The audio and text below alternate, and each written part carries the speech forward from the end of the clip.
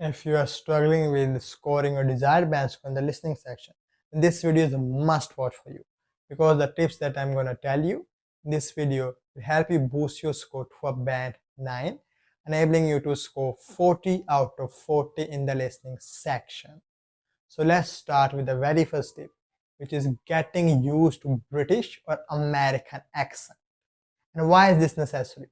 Doesn't accent matter? It doesn't matter in your speaking, but in listening, the audio that you're going to be listening it will be informal.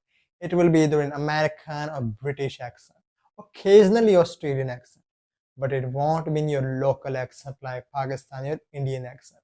It won't work like that. So you need to get your ears used to that kind of accent. And how you should do that? Listen to BBC, it's a British news channel. Listen to CNN, it's an American news channel. This way you'll get an understanding of what is the difference between the British as well as American accent. If you don't like watching news, simply watch an English movie and try to understand it. Don't watch the movie for fun.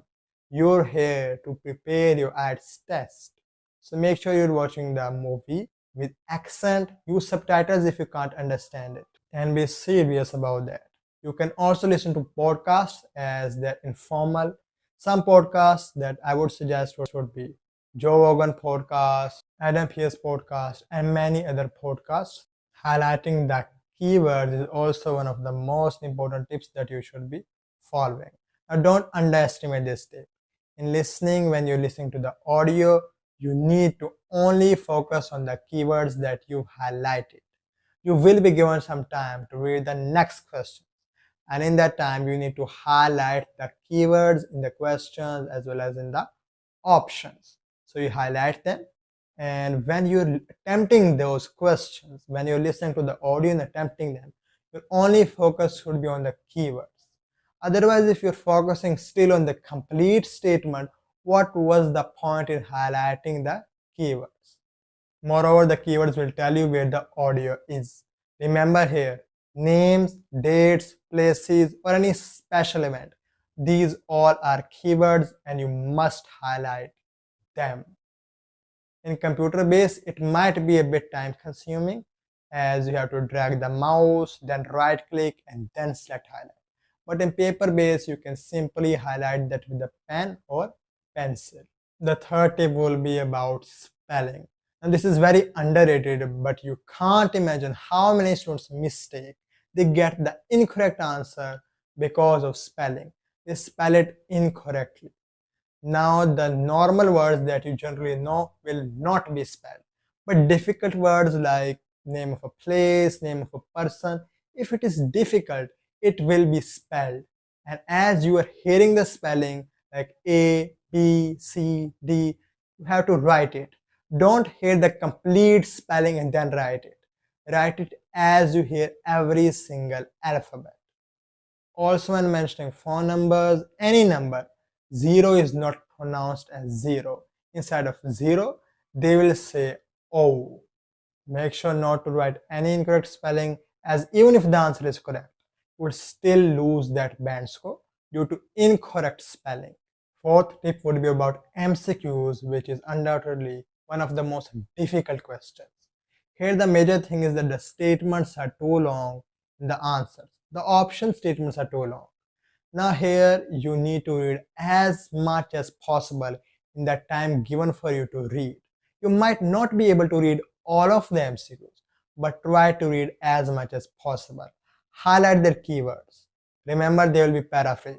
So look for the synonyms of that keywords in the audio. And as soon as you hear any incorrect answer, you immediately eliminate that. Immediately eliminate that by drawing a line. And in the computer based, there will be an option with each ABC. You select that, you click that, that will be cancelled. This way, by narrowing down your options and elimination method, you can also choose the correct answer. Actually, the examiner will try to distract you by deliberately giving incorrect answers, and those answers will be related to the options.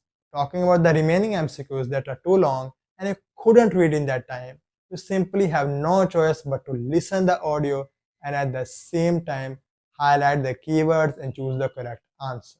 This will get right through continuous practice, so make sure to practice.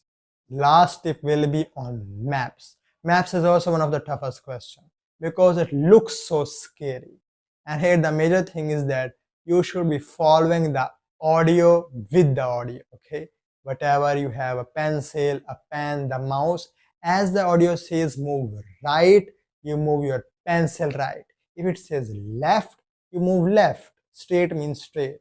And you need to know the synonyms of some words, like on the opposite side, besides, on the other hand, across. Across, on the other hand, on the opposite side, has the same meaning. Like this is the opposite side. And besides, along, next to also have the same meaning, which is besides. Also keep it in mind that the audio here can be fast, so you need to react quickly. Immediately as you choose the correct answer, you eliminate that so that you narrow down your options for the remaining questions. Also beware of the starting point. The starting point is very crucial. If you don't know the starting point, you can't solve the maps question. So be very attentive at the beginning of the audio. Okay, so these were the tips that helped me get 40 out of 40 in the listening section. And if you want detailed tips on maps, here is the video, watch it. Take care, Allah.